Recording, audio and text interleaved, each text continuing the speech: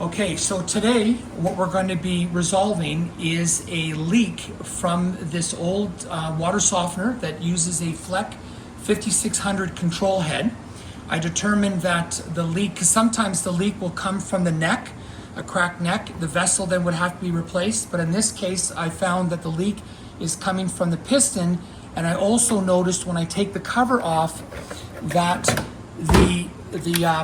this thing is too hard to turn, and when it becomes impossible to turn, then this means that the innards, which is the piston, seal pack, spacers, and potentially the idler gear, which is something I'll talk about later, and then the brine valve.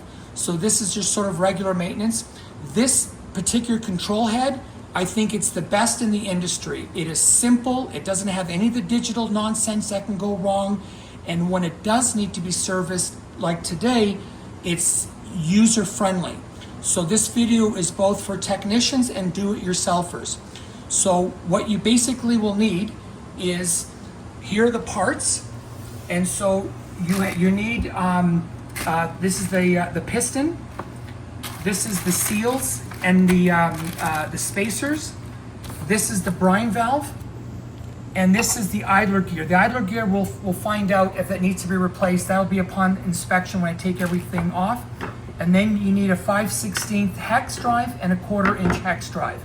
So this is what you need to get this thing basically, I guess rebuilt would probably be the right word. So this is how we're gonna rebuild a 5600 control head.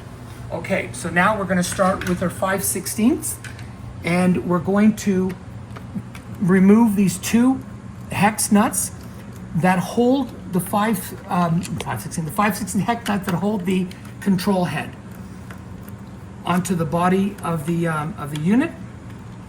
So we take these out, and then we use a 1/4-inch drive because we want to remove this 1/4-inch nut that is holding the piston to the drive gear. And that's just a simple unscrew. Alrighty, and then I've already removed it. This is the meter cable. You want to make sure that is removed, so you just pull that out like that, and then you take this, and then you'll just move it off to the side. Next, you'll go back to your 5/16, and you'll remove. Oh, and by the way, I almost forgot about this. You need to put the unit in bypass and turn the gear so you depressurize the unit. Otherwise, you're going to have a face full of water. So that's important. So I should have said, turn the bypass on, or off, I should say, close the valve, and then turn the dial to depressurize before you start your work. Yeah, this will just avoid you getting soaked. So now we just take off the this plate that actually holds everything together. And then we gently pull the piston out. Okay, and out with that, usually we'll leave the rest of the spacers and seals.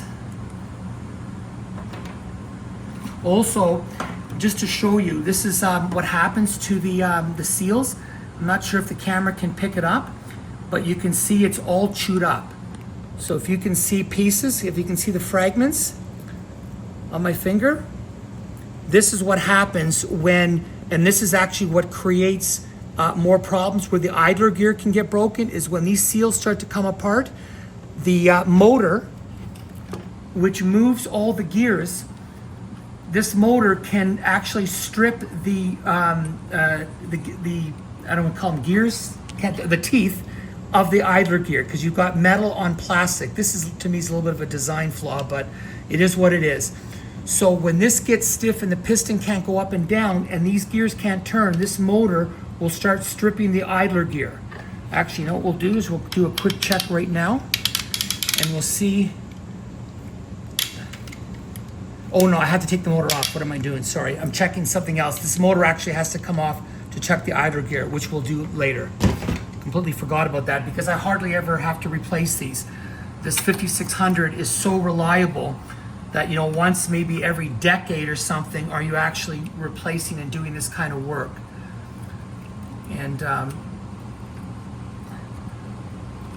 yeah, so it's just the most reliable unit. Because you get into the digital stuff, I always say that digital and water never mix, and you can end up getting circuit boards that go, and now you're out like several $100s just for the circuit board. Whereas this thing has none of that. It's just gears and pistons and a little drive motor. And that's what you want in this industry. The simple, the better. Less problems, durable, and less costly to repair. So all I'm doing now, I'm actually quite lucky because this unit is on city water. So you'll see there's no real iron or sediment, which you normally get because most of the time water softeners are on well water and it's a complete mess and you're cleaning, forever. But in this case, we're lucky. It's just a little bit of film on there. And then we're going to remove the brine valve as well. You change everything. And actually, this one is even showing wear as well. If I can do a comparison, hold on a second. Let me just pull this so I can quickly show you the difference. Should have been better prepared, but again, and this is what chlorine will do. You can see how it is expanded and started to deteriorate the seal on that. So this is why this gets replaced no matter what. This is what controls the water going back and forth from the brine tank, the salt tank. Okay, so now we're going to start with the seals. And it's always the seal for actually make sure that you've got everything out, because sometimes the last seal will get hidden there, but it's out. So you drop the first one in and you pack it down with the tips of your fingers so it's all smooth. Then the next, a spacer goes in and you put that down and make sure you keep pushing till you know it's actually hitting the other seal, because sometimes if you don't push it down right, there'll be a gap. And then again, you repeat the process. You put another seal on top of the spacer. And then we do again another spacer, making sure that it's tight to the seal. And again, seal, oops. And then spacer. And then we go again, seal.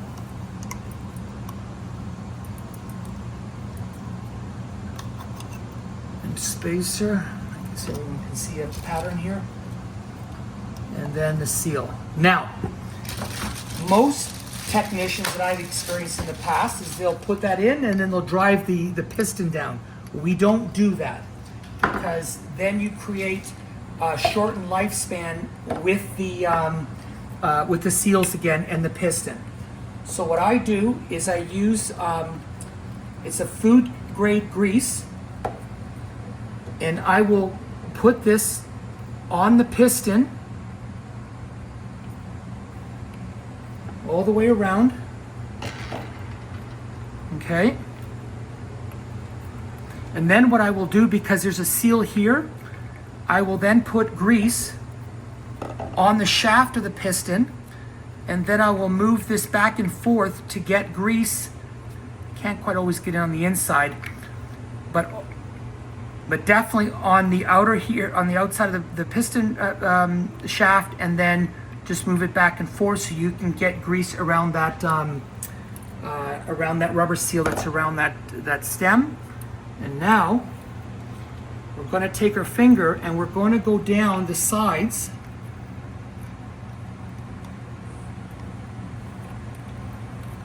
of the seal pack, and we'll get lubrication going on there. You don't have to go crazy, but I try to make sure I do both the piston seals together so we get maximum lubrication. And this will just simply make the well, actually it makes the piston go in much easier, but you will add some longevity to to the piston and seals by doing it this way.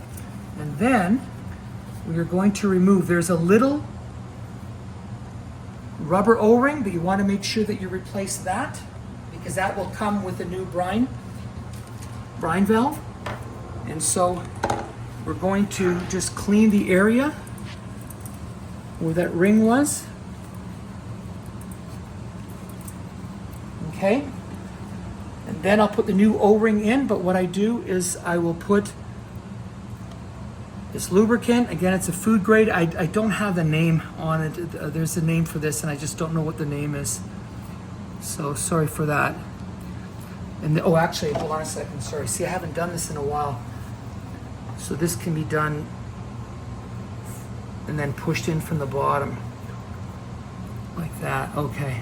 Oh, and then the other thing is get some lube around the rubber on the valve itself as well.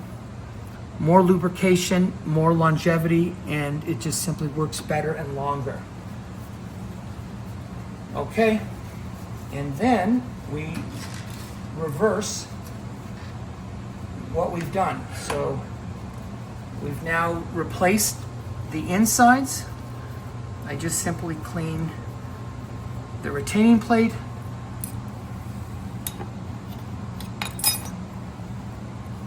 And then what I do is there's only 3 stainless steel nuts that hold this down.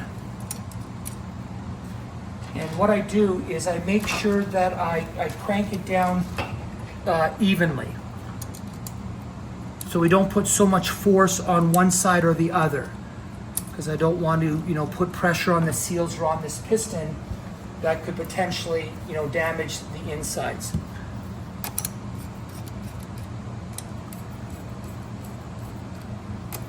So I just keep going around in a circle, tightening it down repeatedly until the plate is flush with the bottom of the control head.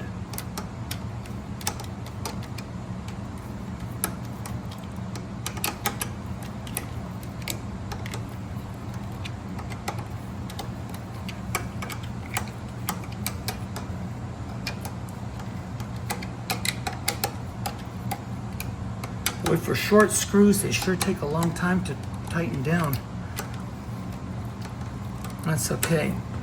You'll strengthen your wrists.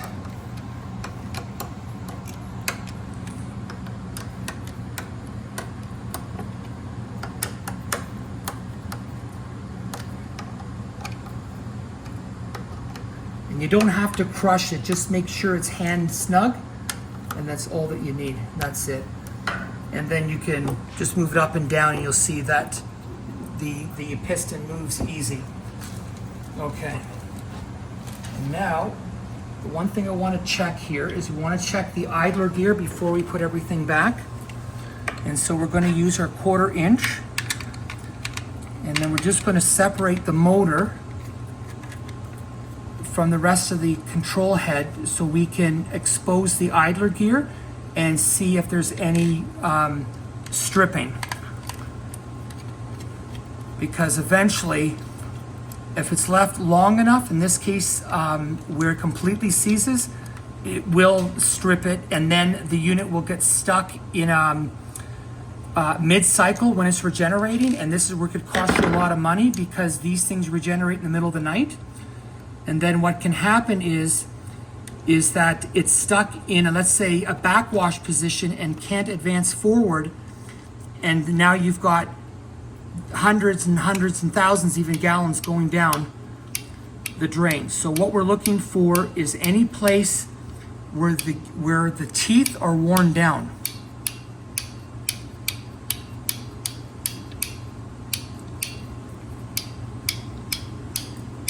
And I think this is the pin that actually holds the motor in, so to make sure you don't lose that, just put that down there. Yeah, so this client, it appears to have got lucky. Yeah, so the teeth are fine. Okay. So we make sure we put, and it's best to try to keep it the way I'm showing you to hold it so you don't have things starting to fall off and then you start losing pieces. And then we position the motor back so that pin goes inside like that. We hold it down, make sure that the gear doesn't move, so you know you got it locked in properly with the piston gear, or not the piston gear, sorry, the drive motor gear.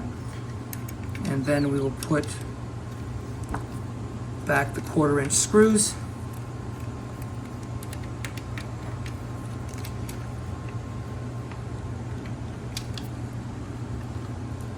There's only 2 of them. Like, this is why I love this control head.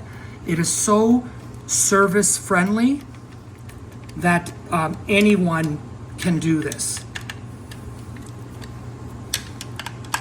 Okay, and everything's snug, pins back, teeth are aligned, perfect. So now all we're going to do is we're now going to snug this back in. There's a little bit of a hook here that this control head has to hook into.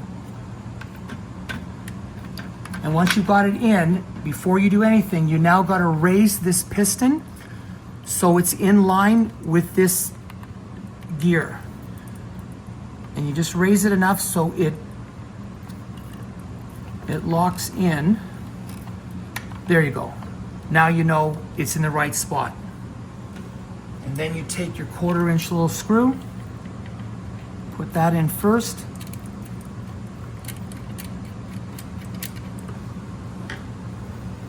And again, it doesn't have to be tight, you just want to make it snug because you'll risk stripping the nut. And that creates another problem, but...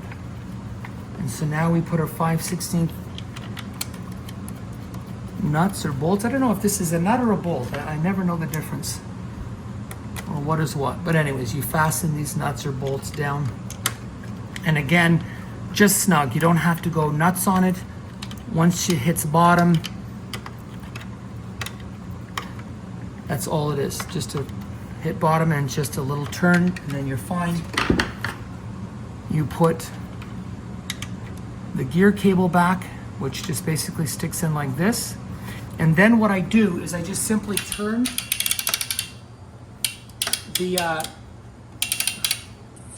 this knob that controls the different positions, and all I'm doing is just moving the piston up and down and just re-lubricating the inside. Just one more time. Okay, and put it back in the service position. And then at that point, we're going to, actually, I gotta turn on the water, so hold on one moment. I'm gonna turn.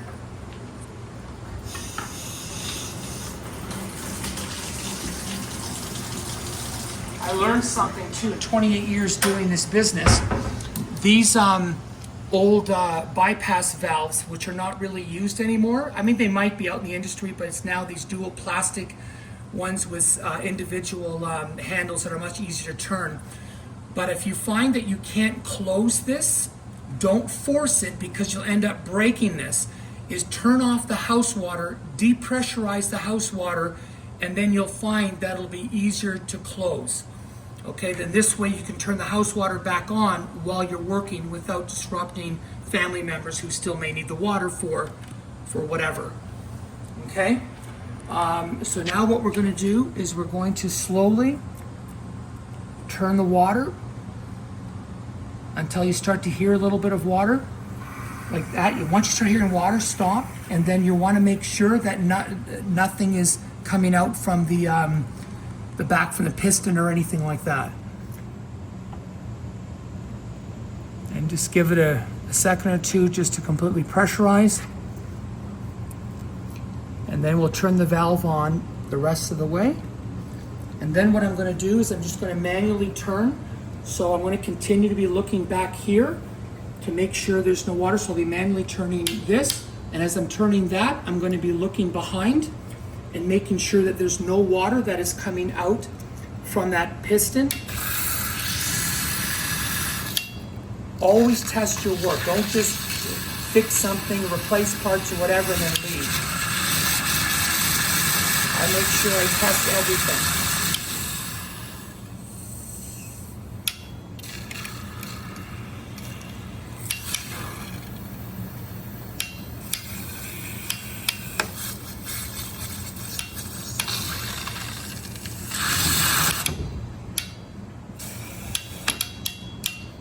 As long as everything stays dry there, we're done. That's it. This is how you fix or rebuild a 5600 Fleck control head.